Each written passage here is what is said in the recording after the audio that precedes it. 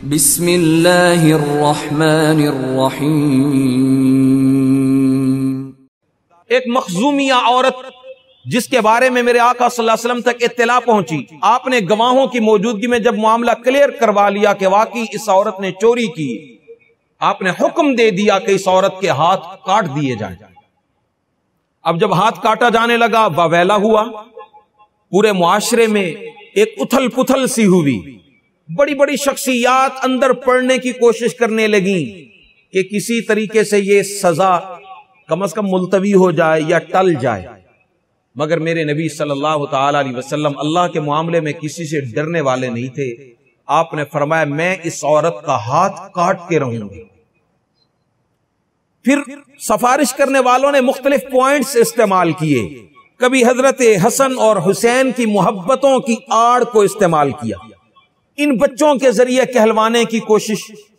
سیدہ فاطمہ الزہرا رضی اللہ تعالیٰ عنہ میرے آقا کی لاڈلی اور چہیتی بیٹی ہیں، ان کے ذریعے کہلوانے کی کوشش کہ آپ مہربانی فرمائیں، اگر آپ نے ہاتھ ہی کاٹنا ہے تو ہم اپنے قبیلے کی ایک اور عورت دے دیتے ہیں، آپ ہاتھ اس کا کاٹ لیں، یہ سردار کی بیٹی ہے، آپ اسے چھوڑ دیں۔ میرے نبی صلی اللہ علیہ وسلم نے فرمایا مجھ محمد پر اللہ نے جو قانون اتارا ہے وہ قانون کسی امیر اور غریب کے لیے الگ الگ نہیں، وہ سب کے لیے ایک ہی ہے۔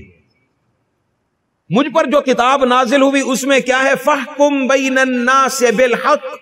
کہ لوگوں کے درمیان حق کا فیصلہ کر دیجئے،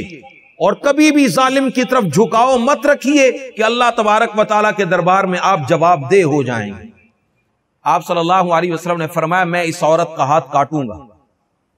پھر آفر آئی، پیشکش آئی، اگر آپ کو کچھ دولت پیسے چاہیے ہم وہ دینے کے لیے تیار ہیں، اس کے بدلے میں ایک عورت دینے کے لیے تیار ہیں کہ آپ اس کا ہاتھ کاٹ لیں، اس کو چھوڑ دیں۔ میرے نبی صلی اللہ علیہ وسلم نے ایک پالیسی بیان جاری فرمایا تاکہ جن جن دلوں کے اندر یہ چاہتیں امنڈ رہی ہیں کہ کسی نہ کسی طریقے سے یہ سزا ٹل جائے، میں ان دلوں کو تک یہ پیغام پہنچانا چاہتا ہوں کہ یہ تو تمہارے قبیلے کی عورت ہے، اور قدرتاً اس کا نام بھی فاطمہ تھا جس عورت نے چوری کی تھی۔ آپ نے فرمایا یہ تو تمہارے قبیلے کی عورت ہے فاطمہ، اس نے چوری کی اور میں اس کا ہاتھ کاٹنے کی بات کرتا ہوں، اور تم راستے میں رکاوٹیں ڈالنے کی باتیں کرتے ہو، یہ تو تمہاری بچی فاطمہ ہے۔ اگر مجھ محمد کی بیٹی فاطمہ بھی چوری کر لیتی، محمد ساری کائنات کی باتیں ادھر ادھر کر دیتا مگر اپنی بیٹی کو سزا دے کے چھوڑتا۔